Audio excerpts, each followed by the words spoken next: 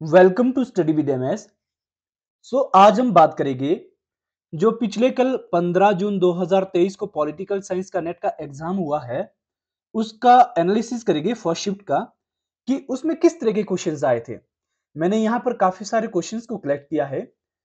आप लोग वीडियो को लास्ट तक देखें। शुरू करते हैं। इसमें हमारे पास पहला क्वेश्चन पूछा गया था, लुक ईस्ट पॉलिसी किसके सरकार में अपनाई गई थी। इसमें हमारे पास चार ऑप्शन थे, अटल बिहारी वाजपेयी, नरेंद्र मोदी, मनमोहन सिंह एंड नरसिम्हा राव। इसका जो सही आंसर था वो था Narasimha Rao. And next question पूछा गया था, ये मिलान करने के लिए था, जिसमें कि हमारे पास बुक से दी गई थी और कि जो इन्हें लिखा किसने है उसके साथ हमें मिलाना था। इसमें हमारे पास देखो, पहली बुक थी social structure and the ruling class, ये रेमंड एरन ने लिखी है। और जो नेक्स्ट थी ये है द पावर एलीट, ये सी राइट मिल्स की है। द मैनेजरल रेवोल्यूशन, ये जेम्स बर्नहम की है। And the ruling class Gaetano Mosca की। ये आगे पीछे दी हुई थी जिन्हें क्या है हमें क्रॉस करके मिलाना था। एंड नेक्स्ट क्वेश्चन पूछा गया था, ये G20 से रिलेटेड है, ये कुछ टर्म्स थी, किनमें से क्या सही है। जिसमें हमारे पास ये चार थी, इसमें से ये तीन सही थी। पहला था कि इसमें 20 संप्रभु राष्ट्र है, इसमें 20 नहीं है, इसमें 19 कंट्रीज प्लस जो यूरोपियन यूनियन कंट्रीज है ये इसमें शामिल है।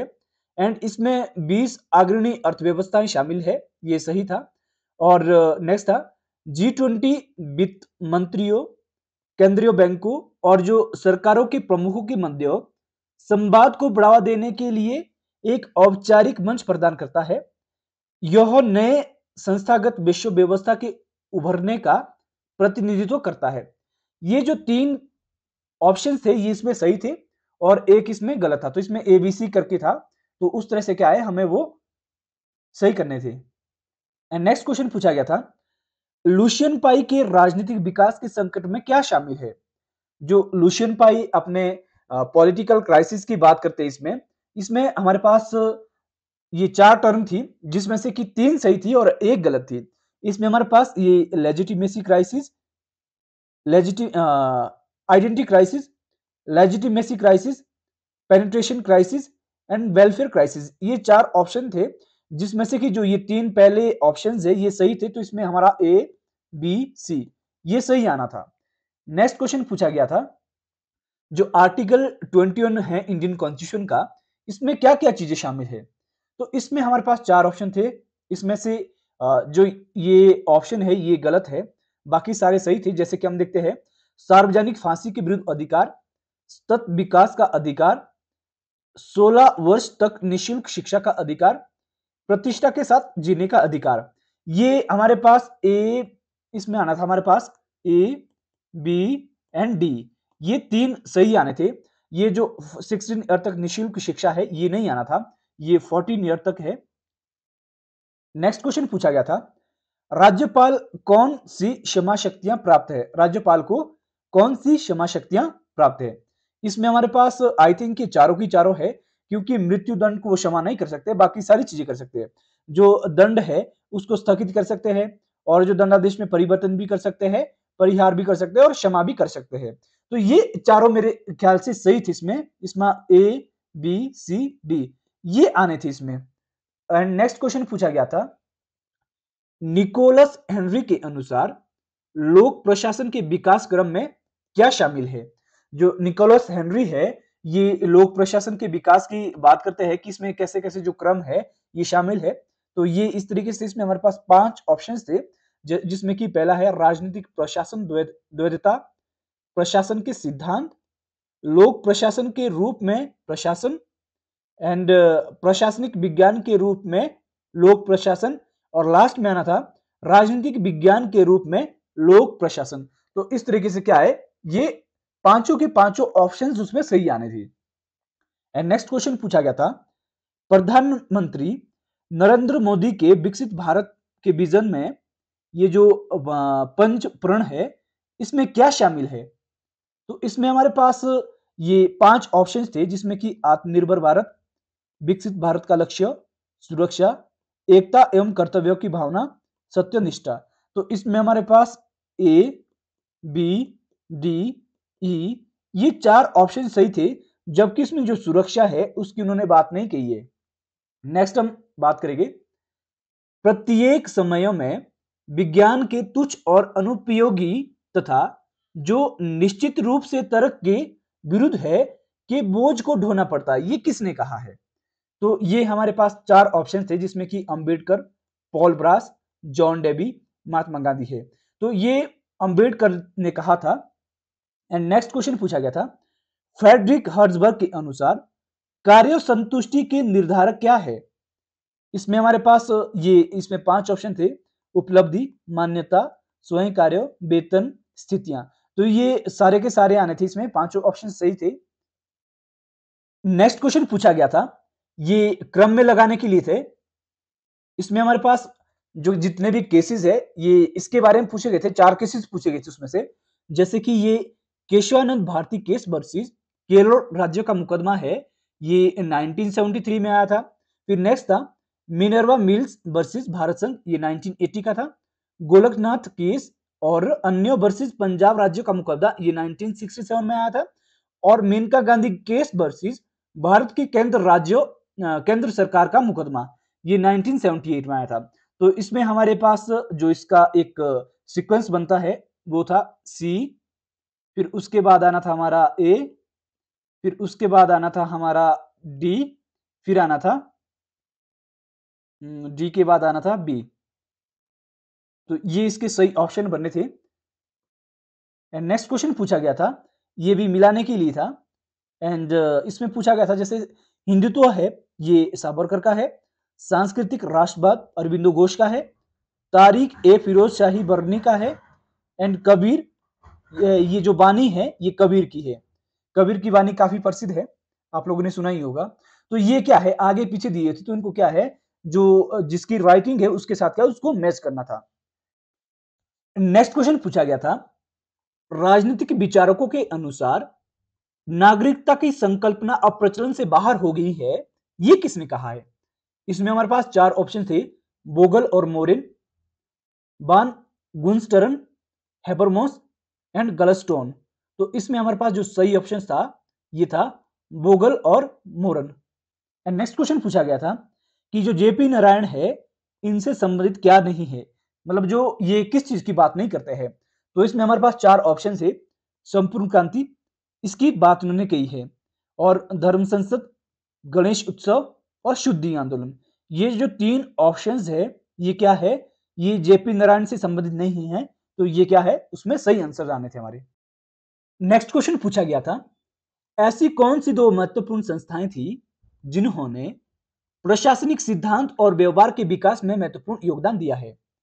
इसमें हमारे पास 5 ऑप्शन थे, चर्च और सेना, स्कूल और एनजीओ, क्रांतिया, निर्वाचन, बाजार और परिवार। तो इसमें हमारे पास जो ये स्कूल एंड एनजीओज है ये इसका सही आंसर आना था। एंड नेक्स्ट क्वेश्चन पूछा गया था, व्यक्तिवाद के अनुसार राज्यों के फंक्शंस क्या है? तो इसमें हमारे पास 5 ऑप्शंस थे, जिसमें कि हमारे पास जो सही आने थे, जो राज्यों के फंक्शंस है अकॉर्डिंग टू इंडिविजुअलिज्म, इसमें विदेशी आक्रमण से सुरक्षा ये भी इसका फंक्शन है, संपत्ति की सुरक्षा भी इसका राज्य का फंक्शन है, महामारी से सुरक्षा करना, और व्यक्ति के जीवन की सुरक्षा। ये A B C D, A B C D ये सही आने थे। जबकि जो समाज में संपत्ति का वितरण है ये राज्य का फंक्शन नहीं है अकॉर्डिंग टू जो इंडिविजुअलिज्म है इसके अनुसार। नेक्स्ट क्वेश्चन पूछा गया था, महात्मा गांधी के अनुसार साधन और साध्य संबंधी क्या विचार है? इसमें हमारे पास 4 ऑप्शन थे। पहला है, साधन और साध्यों के मध्य कोई संबंध नहीं है, ये गलत है। साध्य साधन को न्याय से ठहराते हैं, ये भी गलत है। साधन महत्वपूर्ण है, ये भी गलत है। इसमें जो हमारे पास सही ऑप्शन था वो है, साध्य और साधन परस्पर संबंधित है। और ये जो ऊपर कहते हैं महात्मा गांधी यहाँ पे कि साधन और साध्य में कोई संबंध नहीं है, तो इसमें संबंध है, ये इसलिए गलत है।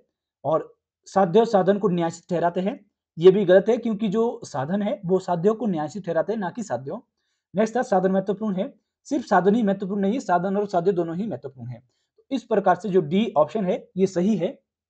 नेक्स्ट क्वेश्चन पूछा गया था, जो रूसो की राइटिंग है discourse on the origin of inequality, इसमें रूसो किन दो इनइक्वालिटीज की बात करते हैं? तो इसमें हमारे पास 5 ऑप्शन थे। राजनीतिक असमानता, प्राकृतिक असमानता, रूढ़िवादी असमानता, परंपरावादी असमानता और सामाजिक असमानता।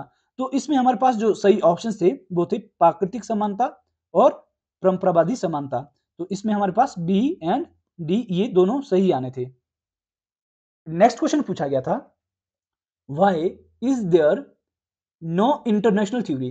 Why is there no international theory किसकी रचना है? इसमें हमारे पास 4 ऑप्शन थे। Martin White, Robert Cox, Kanti Vajpayee and Alexander Wendt. तो इसका हमारे पास जो सही ऑप्शन है वो है मार्टिन व्हाइट। नेक्स्ट क्वेश्चन पूछा गया था, कौन Nalanda college of Buddhist studies Canada के संस्थापक है? तो इसमें हमारे पास 5 ऑप्शन थे। Ashok Ghosh, Suwanda, H J Sugunasiri and Chandrakirti Buddha Ghosh. तो इसमें हमारे पास जो सही ऑप्शन था वो है सी, एच जे सुगुना सिरी। ये इसका क्या है सही आंसर है, जिन्होंने Nalanda college of Buddhist studies की स्थापना की थी। नेक्स्ट क्वेश्चन पूछा गया था, इंडिया एंड यूएसए के मध्य स्काइज एग्रीमेंट कब हुआ था? इसमें हमारे पास 4 ऑप्शन थे। 2001, 1995, 2005 एंड 2010। इसका सही आंसर था सी, 2005। नेक्स्ट क्वेश्चन पूछा गया था, किसने दावा किया कि राजनीतिक विज्ञान उससे पूर्व का नहीं है? इसमें हमारे पास 4 ऑप्शन थे। पोलिबियस, हॉब्स, अरस्तु, मार्क्स। तो ये मार्क्स है जो कहते हैं कि जो राजनीतिक विज्ञान है वो उससे पूर्व का नहीं है। नेक्स्ट क्वेश्चन पूछा गया था, सावरकर हिंदू महासभा के अध्यक्ष किस वर्ष बने थे? इसमें हमारे पास 4 ऑप्शन थे। 1935, 1937, 1940, 1945। इसका जो सही आंसर था बी, 1937। 1937 में सावरकर हिंदू महासभा के अध्यक्ष चुने गए थे। नेक्स्ट क्वेश्चन पूछा गया था, किसने कहा है कि वैश्वीकरण रूपांतरणवाद है? इसमें हमारे पास 4 ऑप्शन थे। David Held, C H Dodd, H D S Greenway, David Held. इसका सही आंसर था बी, जो सी एच डॉड है। इन्होंने क्या है कहा है कि जो वैश्वीकरण है ये क्या है रूपांतरणवाद है। नेक्स्ट क्वेश्चन पूछा गया था, हिडन ब्रुकलिन रिपोर्ट किससे रिलेटेड है? इसमें हमारे पास 4 ऑप्शन थे। पहला था India USA nuclear agreement 2005। Second था India China war 1962, emergence of BRICS countries. And next था middle east nuclear free treaty. तो इसका जो सही आंसर था वो था बी, इंडिया चाइना वॉर 1962, इससे ये रिलेटेड थी। नेक्स्ट है, नेस्सी शूमेकर किसे उपनिवेशवाद के वर्गीकरण नहीं कहती है? इसमें हमारे पास 4 ऑप्शन थे। दोहनात्मक उपनिवेशवाद, व्यापार उपनिवेशवाद, विधिक उपनिवेशवाद, सांस्कृतिक उपनिवेशवाद। इसका जो सही आंसर है वो है सी, विधिक उपनिवेशवाद। नेक्स्ट क्वेश्चन है, किसने कहा गलत करने से गलत बर्दाश्त करना बेहतर है? इसमें हमारे पास 4 ऑप्शन थे। महात्मा गांधी, अंबेडकर, हैबरमॉस एंड अन्ना हारिंट। इसमें जो हमारे पास सही आंसर था वो है महात्मा गांधी। नेक्स्ट क्वेश्चन है, किसने नेहरू, पटेल, प्रसाद और आजाद को संविधान सभा के अंदर कुलीन तंत्र कहा है? इसमें हमारे पास 4 ऑप्शन थे। John Austin, Morris Jones, Albert Jennings and Casey Beer. तो यहां पर मैं श्योर नहीं हूं, मैंने सर्च किया तो मुझे जितना लगा कि इसका क्या है जो सही आंसर है ये आल्बर्ट जेनिंग्स है, जिन्होंने कहा है कि जो नेहरू, पटेल, प्रसाद और जो आजाद है ये संविधान सभा के अंदर कुलीन तंत्र है। तो आप लोग भी इसको चेक कर लेना। नेक्स्ट क्वेश्चन पूछा गया था, ये क्रम में लगाने के लिए था।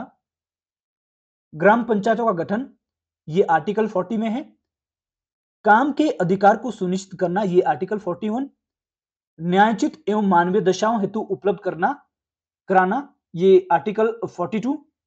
निर्बाध मजदूरी एवं शिष्ट जीवन स्तर सुनिश्चित करना ये था आर्टिकल 43। तो इसका ए, बी, सी, डी ये सही है। नेक्स्ट क्वेश्चन था, कौन प्राकृतिक अधिकारों को बकवास कहता है? तो इसमें हमारे पास 4 ऑप्शन थे। बेंथम, जेएस मिल, एडम स्मिथ, हर्बर्ट स्पेंसर। इसका जो सही आंसर है वो है ए, बेंथम। बेंथम ने कहा है कि जो प्राकृतिक अधिकार है वो बकवास है, बकवास से बढ़कर बकवास है। नेक्स्ट क्वेश्चन पूछा गया था, किसी न्यायाधीश के विरुद्ध राज्यसभा में महाभियोग में प्रस्ताव लाने के लिए न्यूनतम कितने सदस्य प्रस्तावक होने चाहिए? तो इसमें हमारे पास चार ऑप्शन थे, 40, 45, 50, 55। तो इसका सही आंसर था 50।